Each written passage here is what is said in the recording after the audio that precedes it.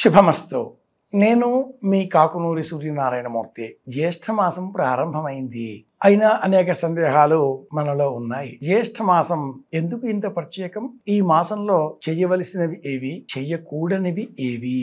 చైత్రం, వైశాఖం, ఆషాఢం, శ్రావణం ఇలా ప్రతి నెలలో ఏదో ఒక ప్రత్యేకత ఉంటుంది. చైత్ర పౌర్ణిమ అమ్మవారికి సంబంధించి ఉత్సవాలలో విశేషం. హనుమత్ జయంతి అని చెప్పుకుంటూ ఉంటాం కూడా. వైశాఖ పౌర్ణిమ బుద్ధ జయంతి ఆ క్రమంలో, ఆషాఢ పౌర్ణిమ గురు పౌర్ణిమ, శ్రావణ పౌర్ణిమ ప్రత్యేకంగా మనం జంధ్యాల పౌర్ణిమ లేదా రక్షణ అన్న పేరిట రాఖీ కట్టుకోవడం చేస్తూ ఉంటాం. ఇలా ప్రతి పౌర్ణిమకు కూడా ఏదో ప్రత్యేకత ఉంది. జ్యేష్ఠ పౌర్ణిమ ఏరువాక పున్నమ చాలా విశేషమైన ఉత్సవం.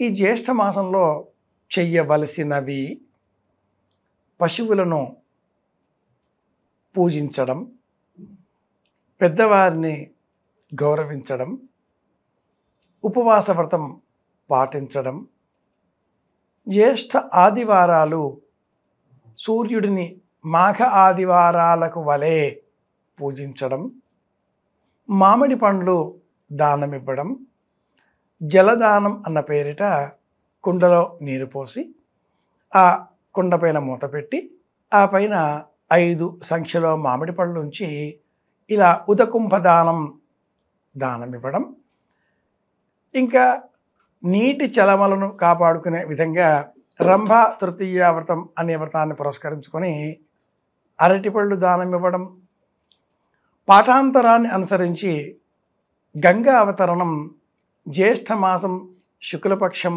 దశమి తిథి నాడు అని కూడా కొన్ని గ్రంథాలు చెబుతాయి. దశపాపహర దశమి అనే పేరిట కాశీ క్షేత్రంలో అశ్వమేధ ఘట్టం అక్కడ స్నానం చేసి నీరు పుచ్చుకొని విశ్వనాథుడికి అభిషేకం చేసే విధంగా సంకల్పం చేయడం, ఇవన్నీ చేయాల్సినవి. ఇవన్నీ చేయడానికి మనకు వీలు కాని ఎడల చేయాల్సినవిగా మన ఇంట్లోనే మొక్కలకు నీరు పోసే సమయంలో జ్యేష్ఠమాస సంబంధంగా నీటిని పూజించేటట్లుగా మనసులో సంకల్పం చేస్తూ ఆ నీటిని మొక్కలకు పోయాలి. చేయకూడనివి విశేషంగా ఉన్నాయి.